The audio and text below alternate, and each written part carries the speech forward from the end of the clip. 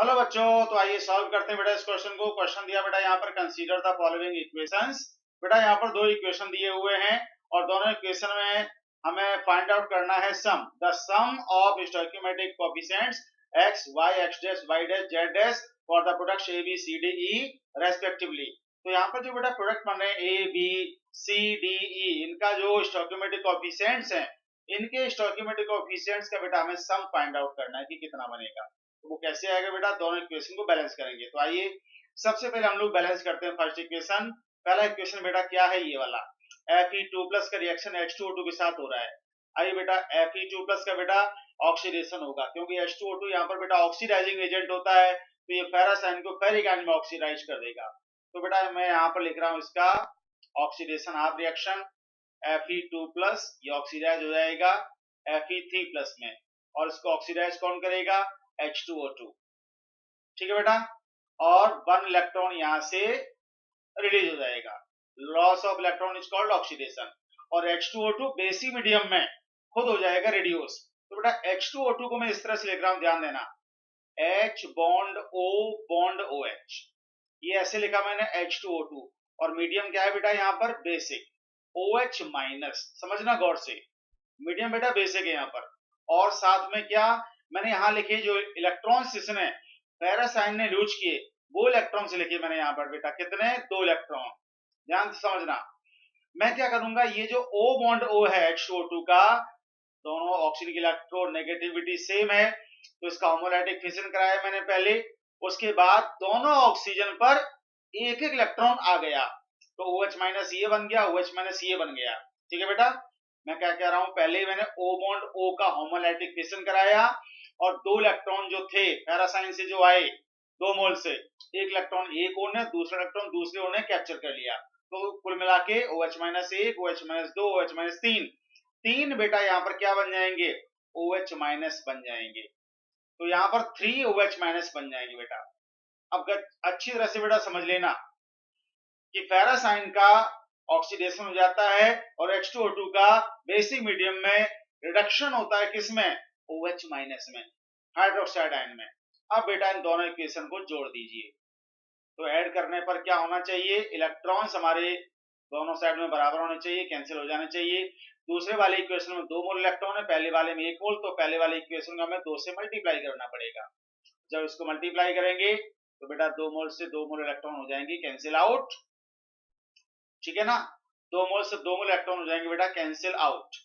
अब क्या करना है हमें, बचा हुआ जोड़ के लिख दो। तो यहाँ पर 2 मोल क्या बचा बेटा, फेरस आयन, तो 2 हो जाएगा Fe2+। ठीक है बेटा, 2 मोल फेरस आयन प्लस H2O2 को मैं लिख रहा हूं यहाँ पर इकट्ठा करके। अब लिख दिया मैंने H2O2। और देखो बेटा, लेफ्ट साइड में 1 मोल OH- है, राइट साइड में 3 मोल OH- है, तो राइट साइड में बचेंगे बेटा 2 मोल OH-। तो राइट साइड में 2 मोल फेरिक आयन के बन जाएंगे, 2 मोल Fe3+। ठीक है, और साथ में क्या बेटा, 3 मोल OH- के हो, सॉरी 2 मोल OH- होगा बेटा यहाँ पर, 3 नहीं 2, क्योंकि एक OH- यहाँ पर ये है तो कम हो जाएगा।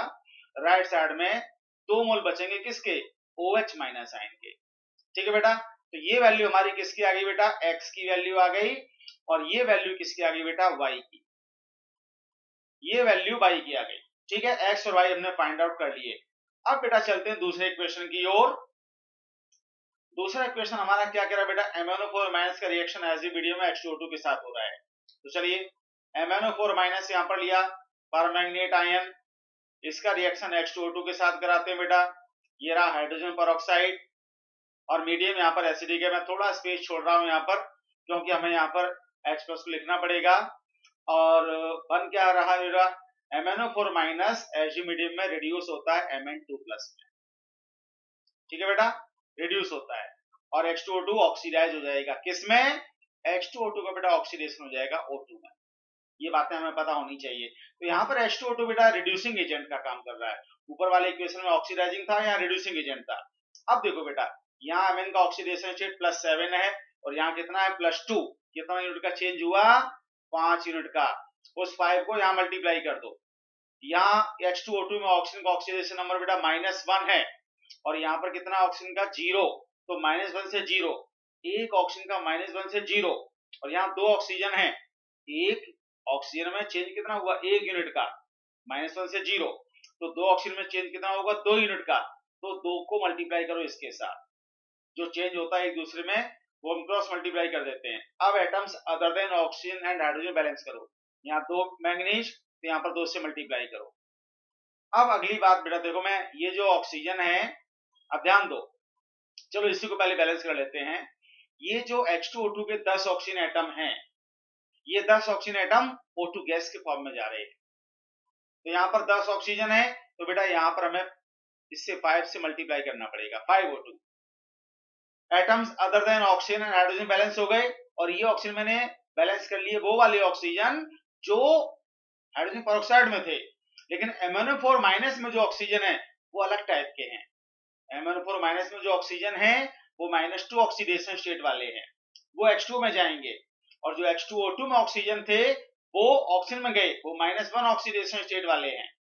तो यहाँ पर देखो MnO4 माइनस में ऑक्सीजन कितने हैं 4, और एक में 4 है तो 2 में कितने हो गए 8, तो यहाँ पर बेटा 8 H2O ऐड करना पड़ेगा। अब मीडियम कैसा है, एसिडिक मीडियम है, तो यहाँ पर 16H हो गए, तो बेटा यहाँ पर 16H प्लस को ऐड करना पड़ेगा, 16H प्लस को ऐड करना पड़ेगा। ठीक है बेटा, हाइड्रोजन आप चेक कर लो, हाइड्रोजन आप चेक करो कि बराबर है क्या, just a minute. Left side में हाइड्रोजन पहले से कितने थे 10 थे बेटा पहले से, तो यहाँ बेटा 16 नहीं 6 आएंगे, क्योंकि 10 हाइड्रोजन तो ऑलरेडी थे, तो ये बेटा 6 हाइड्रोजन लेफ्ट साइड में आ जाएंगे। अब चेक कर लो, लेफ्ट साइड में 2 नेगेटिव, राइट साइड में सॉरी लेफ्ट साइड में 2 नेगेटिव और 6 पॉजिटिव, 4 पॉजिटिव हुआ। राइट साइड में आप देखें 2 2 जा 4 पॉजिटिव हुआ, चार्ज बराबर है, सारे एटम बैलेंस हैं। ऑक्सीजन आप देखें 4 2 जा 8, तो ये रहे 8 ऑक्सीजन, और ये ऑक्सीजन 10 है, 5 2 जा 10, तो ये वाले 10 हो गए। एवरीथिंग इज बैलेंस्ड, ये हमारा बैलेंस इक्वेशन आ गया। अब देखो बेटा, ये वैल्यू किसकी आई, ये वैल्यू आई x डैश की, ये वैल्यू किसकी आई बेटा y डैश की, ये वैल्यू किसकी आई बेटा z डैश की।